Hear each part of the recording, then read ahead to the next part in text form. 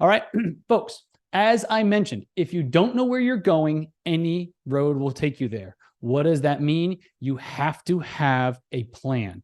Do you think Columbus was just like, yeah, I'm just going to just hop in the water and head that away, right? He kind of did that, but at least what the sailors back in the day, they used to use their North Star. They had something to aim towards, okay? If you are watching, if you've been here week after week, which a lot of you have, I see a lot of the same, what I call the usual suspects, and shout out to you guys for showing up every single week and coming and getting educated, right? But if you guys are here every single week, you're picking up on a theme, and that theme is take more listings to grow your business, okay? We can help you with buyers. We can help you with leasing. But if you want to get to the top of the earnings pyramid in commercial, anyone that tells you other than listings, throw rocks at them. They don't know what they're talking about. Okay, folks? Yes, some people can make good money working with buyers. They pop a big deal every once in a while. Some people can make good money, working with leasing if they have a couple clients that are pretty decent size. But the people that out-earn agents, but by a large margin, are listing agents, okay? Remember, folks, you have to list to last, okay? I don't think I need to tell anybody this, but in case it's new to you. So I just want to reiterate that. So that is what we do. We talk about every single week. We give you tips and tricks on how to take more listings, because if you take more listings, you take control of your business, and he who controls his time controls his income. Does that make sense, guys? Type a 1 in the chat if you're with me, right? If you want to be able to control your time so that you can control your income. All right, cool. Manny says, I want to be a listing professional. Heck yeah. So does Tom, Raj. Yes. Chad, you guys are with me. Love it. Okay, so that's what we're talking about, folks. We are trying to give you the tips and tricks that you need in order to start taking listings, and not doing it on accident, doing it on a repeated basis. Okay, so as you see here, folks, at the bottom, and I'm not sure if the edges get cut off. It's kind of hard to tell on my computer screen, but you can go from the bottom here and look at it kind of like, remember those games we used to play, those board games when we were kids? They were called like Chutes and Ladders, where you follow the board game, right? You follow the arrow, follow the yellow brick road. Okay. So what we're doing is we're starting off in the bottom here as what I call a passive agent. Now, there's nothing wrong with a passive agent, someone that works their sphere of influence. There's nothing wrong with people that work, with their previous clients and so forth. Nothing wrong at all. But there will come a time where you reach that ceiling, okay? In fact, guys, type "that's me" in the chat if you've ever felt that you've reached kind of the ceiling of your earnings, like you kind of keep hitting the same, earnings bracket, like every year after year. Type "that's me" in the chat if you've ever felt that way, right? Because there's a certain point that if you keep, like I mentioned just a minute ago, you keep doing the same business model, unless you change something, right? Working harder is not the answer always, okay? Most of you probably have families and other responsibilities and other things you want to be doing in your life other than just working, right?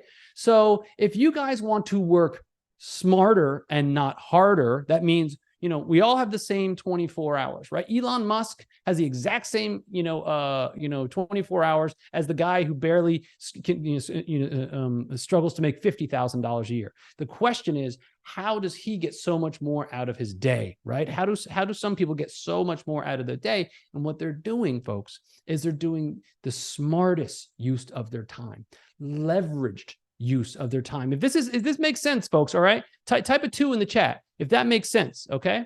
Saman says, hey, Christian, I just tried reaching out, but all my emails get bounced back. What's the best email for you? It's going to be Christian@darkhorse-commercial.com. All right. So, okay. So Linda's with me. Yes. I see a bunch of people that are typing 2 in the chat. Guys, that's what it comes down to. We all want to work smarter, not harder. Because you know why? When you work smarter, not harder, not only can you have a better balance in your life, you'll be less exhausted at the end of the week. And frankly, you'll make more money because you're using your brain and not your brawn. You're not using your back. All right, guys, metaphorically speaking, obviously. Okay. So folks, what I want to first identify with you, okay, is that it happens over and over and over again. Like I mentioned before, okay, what is the definition of insanity? Doing the same thing over and over again and expecting what? A different result, right? We've all heard that. Einstein's been quoted as saying that. Now, let's take that and let's invert that, okay? Think of it this way. What's it called when you do the same thing over and over again? Is it likely that you can expect the same result? Type yes or no in the chat. Type yes or no in the chat if that makes sense. Yes If you do the same thing over and over again, you're likely to get the same result. Okay. Okay. Linda's with me. All right. Nocita's with me. That's the point, folks. Okay. The point is, if you do the same thing over and over again and expect the same result, folks, that's what's called a system. Okay. This is our signature system on how to repeatedly take listings. And for the folks that apply this, and for 60 to 90 minutes a day, do this exact process, and we can show you exactly the way how to do it. Okay. It's not unreasonable for you to start to expect to take listings around the 30-day mark, maybe 40 days. If you're doing it 5 days a week, 60 to 90 minutes a day, right? Okay. So let's talk about the steps, folks. Okay. In terms of expectations, you gotta be consistent. You can't just go to the gym once and then just expect to have like the body of your dreams. Arnold Schwarzenegger didn't become Mr. Olympia because he worked out once. He did it on a consistent basis. Okay.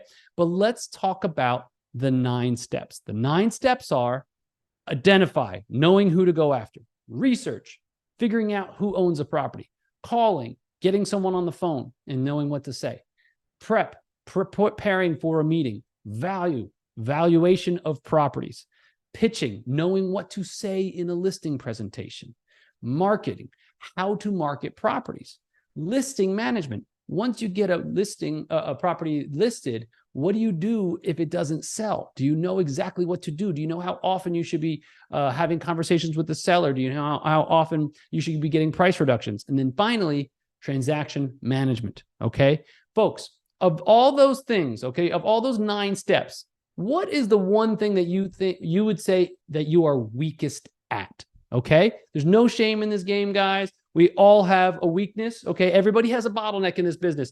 Do me a favor, folks, and type in the chat a number 1 through 9, and it might be multiple numbers, and that's okay too. The first part of fixing a problem is admitting you have one. So let's go ahead and type in the chat what you think in your business might be the bottleneck for you. If you said to yourself, gosh, number 3, if I just knew what to say on the phone in order to get meetings with sellers, that would fix my business. If I just knew how to value properties, I would sell more of my listings. If I just knew how to improve my chances of getting a property closed that I get under contract, type of 9. You with me, guys? So let's see. What I'm curious to see is, because if you guys want, I can kind of like do a little bit of a deep dive into one of yours. So let's get everybody to fire them off, right? Okay, this is very important, because what we do, folks, is a 3-phase approach. It's very, very simple.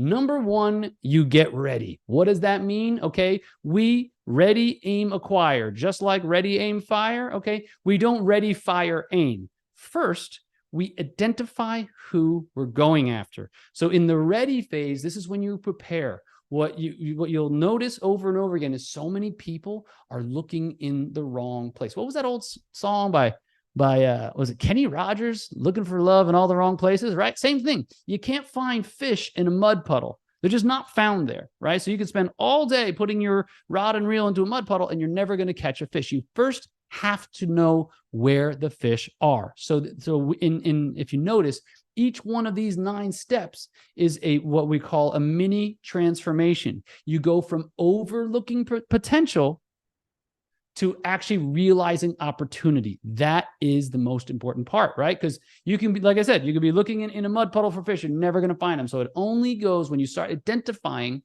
where the right people are to go after. Okay. Now, I'm not going to have time to go through all 9 steps. So what we're going to do is we're just going to focus on one phase. Okay. But let's just give you a quick glimpse. The aim stage is once you've already set your listing presentation, you already set your listing meeting, then how do you prepare? How do you pre-sell yourself to the potential listing agent, or to the potential seller as you being their listing agent? Next step is, how do you value a property? Right? Number one thing that keeps property from being sold, you could have the best property on the best block in the best area. It could be a trophy property. But I'll tell you what, let me run you guys through a little example. Let's see, who's on camera? Chad, do me a favor. I'm just going to give you a thumbs up. Or you give me a thumbs up or thumbs down as a yes or no. Okay, pal? All right. If I asked you, if I had just a regular old $20 bill, and I said, Chad, can you do me a favor? Can you take this to the local, I don't know, grocery store and bring me back 20 singles? Do you think you'd be able to do that? Thumbs up or thumbs down? You think so? Yeah, exactly. Guys, type a 1 in the chat if you think you'd be able to do that. Okay? All right. So perfect. All right. $20 bill, regular old $20 bill. Take it to the store. You can get 20 singles. Okay, cool. Everybody's on the same page. Now, Chad, if I gave you that same old regular $20 bill and I asked you to bring me back 19 singles, do you think you'd be able to do that? Right? Heck yeah. Why? You cash it for 20, you put one crisp little single in your pocket, and you give me 19 back. Easy enough. You with me, folks? Okay, cool. You guys are with me? Type a 1 in the chat if you think you could bring me back 19 singles for a crisp, regular old $20 bill. All right? Cool. Now, if I gave you a crisp $20 bill and I asked you to bring me back 23 singles, how long would I be waiting? Do you think you could bring me back 23 singles? Exactly. Okay. Thank you, Chad. Appreciate you volunteering, buddy. So that's the point, folks. You could have the best property on the best block in the best area of town. But if you're asking $23 for a $20 bill, you're never going to sell the property. Overpricing a property, even if it's only 15% over market, it's the equivalent of asking $23 for a $20 bill. Guys, type a 23 in the chat if that's hitting home, if that makes sense. If that's why, like, okay, cool. It doesn't matter. You could do everything else right, but if you're not nailing your valuation, okay, you're never going to sell the property. Everybody believes, okay? And guys, sellers will they're high on their own supply sometimes, okay? Like to quote Scarface, right? Rule number 1, don't get high on your own supply. Number 2, don't ever let them kind of buy you into their fantasy, okay? Oftentimes, sellers, the value they're building is the value of whatever they think their retirement plan is, whatever that Winnebago they want to buy so they can drive around the country, okay? So just remember, folks, valuation is so darn important. So you either A, better value that property properly the first time around, or B, have a very good plan to, if the market doesn't respond, to get the property in line with where the market's expectations are. Does that make sense, guys? Type a 1 in the chat. You got to have one of the two, okay? And that's where listing management comes in. Not to skip, but that's where listing management comes in, okay? The next thing is pitch, okay? You can have the best press suit.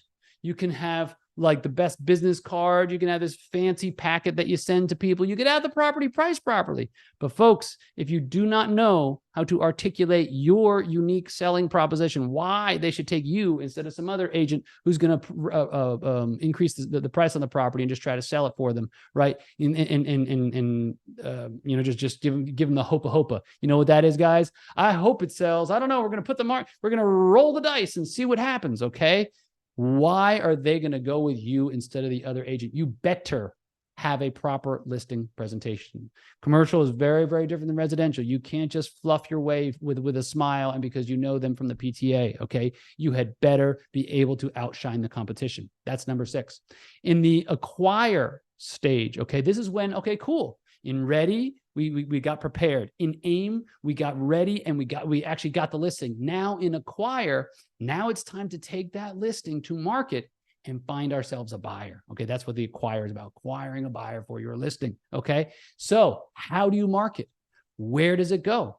Which is the best use of your money? Are you going to send carrier pigeons? Are you going to send postcards? Are you going to send 35-page offering memorandums? For my students that are on, they know exactly what moves the needle and what doesn't move the needle. You should too, okay? Listing management, that comes down to when you have a property on the market and nothing's happening. You're like, is this thing on? Hey, internet, I got my property out here. No one's calling me, right? No one's calling you. It means something is off. Either you're not marketing it properly or you're not pricing it properly. One of the two. Very, very simple. Okay, folks? And then finally, transaction management. Very, very important. Did you put the property under contract with the right people? Did you pre-screen them? Did you put the best foot forward, right? Or did you put the wrong person under contract and they're going to waste 60 days of your time and your energy? And then when they fall out of contract, are you going to have egg on your face? Okay. That's transaction management. So I'm going to ask everybody again. Okay. type in the chat, number 1 through 9, what is your weakest link? Because everybody has a weakest link. And folks, what happens to a chain when you fix the weakest link? Does the whole chain get stronger? You with me, guys? Will you make more money if you fix your weakest link? Guys, I'm going to pause right now. There we go.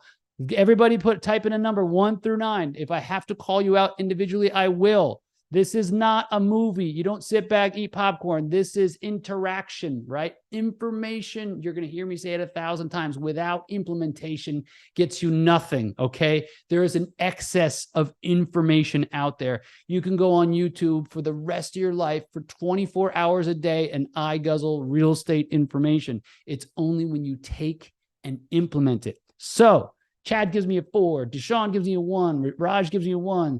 Tom's is still 1. Mike Peak. Tom, you know what to do, buddy. You got to join us. All right. Katya has a 2 and a 3. Okay, we're working on that. Love it. Zetri has a 6. Good. Mike P's a 1. All right, good.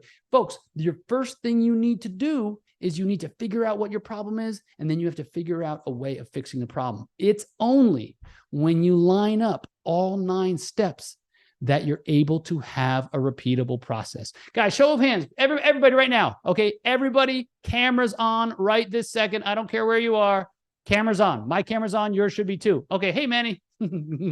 Everybody wave. Show me you got a right hand. There we go. Okay, everybody, raise your hand if you guys had a combination lock when you were in high school. Like, you know, those little combination locks, padlocks on your locker. Okay, cool. Remember?